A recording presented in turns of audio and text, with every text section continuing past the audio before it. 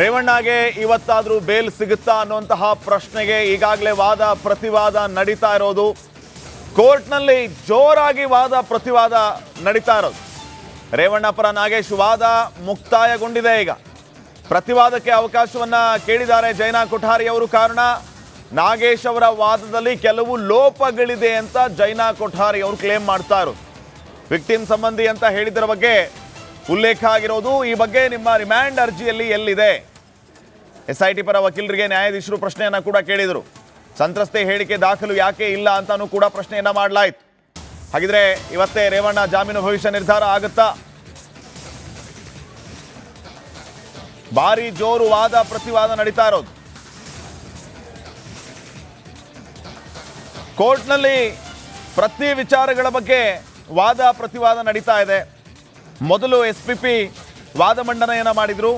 ರಾಜಕೀಯವಾಗಿ ಪ್ರಭಾವಿ ಇರುವಂತಹವರು, ಅವರಿಗೆ ಬೇಲ್ ಕೊಡಬಾರದು, ಜೊತೆಗೆ ಪ್ರಕರಣದ ಗಂಭೀರತೆಯನ್ನ ಅರಿತುಕೋಬೇಕು, ಯಾವುದೇ ಕಾರಣಕ್ಕೂ ಅವರಿಗೆ ಬೇಲ್ ಕೊಡಬಾರದು ಅನ್ನುವಂಥ ಮಾತನ್ನ ಹೇಳ್ತಾ ಇದ್ರು.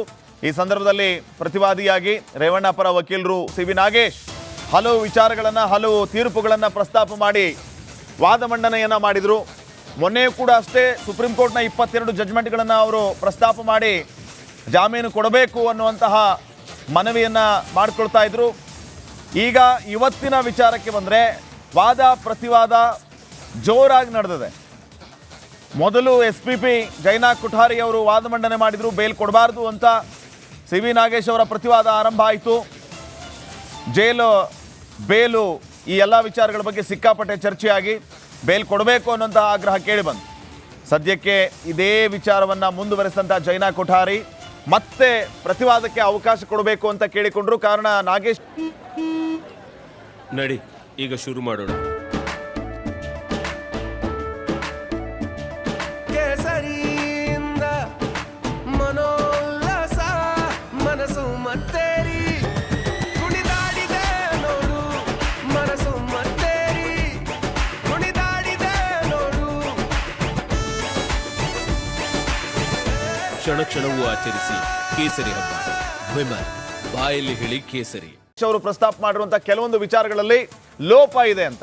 ಸಂಜೆ 5 ಗಂಟೆಗೆ ರೇವಣ್ಣ ಜಾಮೀನು ಭವಿಷ್ಯ ನಿರ್ಧಾರ ಆಗುತ್ತೆ. ಜಾಮೀನು ಅರ್ಜಿ ಆದೇಶವನ್ನ ಜಡ್ಜ್ ಅವರು ಕಾಯ್ದಿರಿಸಿದ್ದಾರೆ. ಸಂಜೆ 5 ಗಂಟೆಗೆ ರೇವಣ್ಣ ಜೈಲು ಭವಿಷ್ಯ ನಿರ್ಧಾರ ಆಗ್ಲಿಕ್ಕಿದೆ.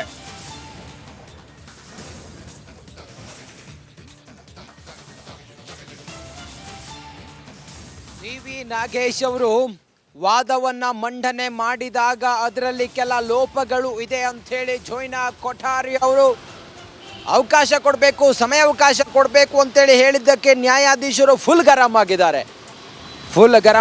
ಪುನಃ ಕಾಲಾವಕಾಶವನ್ನು ಜಡ್ಜ್ ಬಳಿ ಕೇಳಿದ್ದಕ್ಕೆ ಜೈನಾ ಕೊಠಾರಿ ಮೇಲೆ ಗರಂ ಆಗಿದ್ದಾರೆ. 3 ದಿನದಿಂದ ವಾದ ನಡೀತಾ ಇದೆ, ಈಗ ಮತ್ತೆ ಕಾಲಾವಕಾಶವನ್ನು ಕೇಳ್ತಾ ಇದ್ದೀರಿ ಅಂತೇಳಿ ಗರಂ ಆಗಿದ್ದಾರೆ.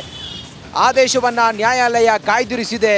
ಇವತ್ತೇ ರೇವಣ್ಣ ಜೈಲು ಭವಿಷ್ಯ ನಿರ್ಧಾರ ಆಗುತ್ತಾ? 5 ಗಂಟೆಗೆ ರೇವಣ್ಣ ಜೈಲು ಭವಿಷ್ಯ ನಿರ್ಧಾರ ಆಗುತ್ತಾ? CV ನಾಗೇಶ್ ಅವರು ಎಳೆಯಾಗಿ ಪ್ರತಿಯೊಂದನ್ನು ಕೂಡ ಯಾಕೆ HD ರೇವಣ್ಣ ಅವರಿಗೆ, ನನ್ನ ಕಕ್ಷಿದಾರರಿಗೆ ಇವತ್ತೇ ಬೇಲ್ ಕೊಡಬೇಕು ಅನ್ನೋದನ್ನು ಎಳೆಯಾಗಿ ನ್ಯಾಯಾಧೀಶರಿಗೆ ಮನವರಿಕೆ ಮಾಡಿಕೊಡುತ್ತಾ ಮಾತಾಡ್ತಾ ಇದ್ರು, ವಾದವನ್ನು ಮಂಡಿಸ್ತಾ ಇದ್ರು. ಅವರ ವಾದ ಈಗ ಮುಕ್ತಾಯ ಆಗಿದೆ. ಅದಾದ ನಂತರ ಜೈನಾ ಕೊಠಾರಿ ಅವರು ಸಮಯಾವಕಾಶವನ್ನು ಕೊಡಬೇಕು ಅನ್ನೋದನ್ನು ಹೇಳ್ತಾರೆ.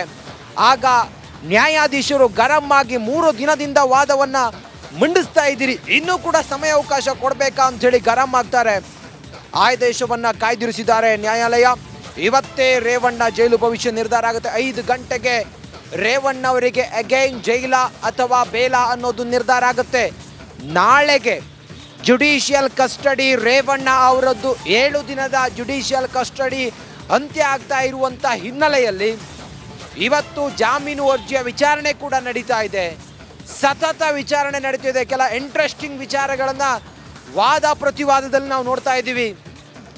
ಬೇರೆ ಕೋರ್ಟುಗಳು ಕೊಟ್ಟಂಥ ತೀರ್ಪಿನ ಆಧಾರದ ಮೇಲೆ CV ನಾಗೇಶ್ ಅವರು ಕೂಡ ವಾದವನ್ನು ಮಂಡಿಸ್ತಾ ಇದ್ರು, ಜೈನಾ ಕೊಠಾರಿ ಅವರು ಕೂಡ ಅದಕ್ಕೆ ಪ್ರತಿವಾದವನ್ನು ಮಂಡಿಸ್ತಾ ಇದ್ರು. ಹಾಗೆ SIT ಪರವಾದ ವಕೀಲರಾಗಿರುವಂಥ ಅಶೋಕ್ ಅವರು ಕೂಡ ತಮ್ಮದೇ ದಾಟಿಯಲ್ಲಿ ವಾದವನ್ನು ಮಂಡಿಸ್ತಾ ಇದ್ರು. ಈಗ ಸಿ.ವಿ. ನಾಗೇಶ್ ಅವರ ಸಂಪೂರ್ಣವಾದ ಮುಕ್ತಾಯ ಆದ ನಂತರ ಸಿ.ವಿ. ನಾಗೇಶ್ ಅವರ ವಾದದಲ್ಲಿ ಲೋಪ ಇದೆ ಅಂತ ಹೇಳಿ ಜೋಯ್ನಾ ಕೊಠಾರಿ ಅವರು ಹೇಳ್ತಾರೆ. ಆಗ ಜಡ್ಜ್ ಗರಂ ಆಗಿ ಯಾಕೆ ಸಮಯಾವಕಾಶ ಕೊಡಬೇಕು ಅನ್ನೋದನ್ನ ಪ್ರಶ್ನೆ ಮಾಡಿ 5 ಗಂಟೆಗೆ ಕಾಯ್ದಿರಿಸಿದ್ದಾರೆ. ಇವತ್ತೇ ನಿರ್ಧಾರ ಆಗುವ ಎಲ್ಲ ಸಾಧ್ಯತೆಗಳು ಕಂಡು ಬರ್ತಾ ಇದೆ ರೇವಣ್ಣ ಅವರ ಜೈಲು ಭವಿಷ್ಯ.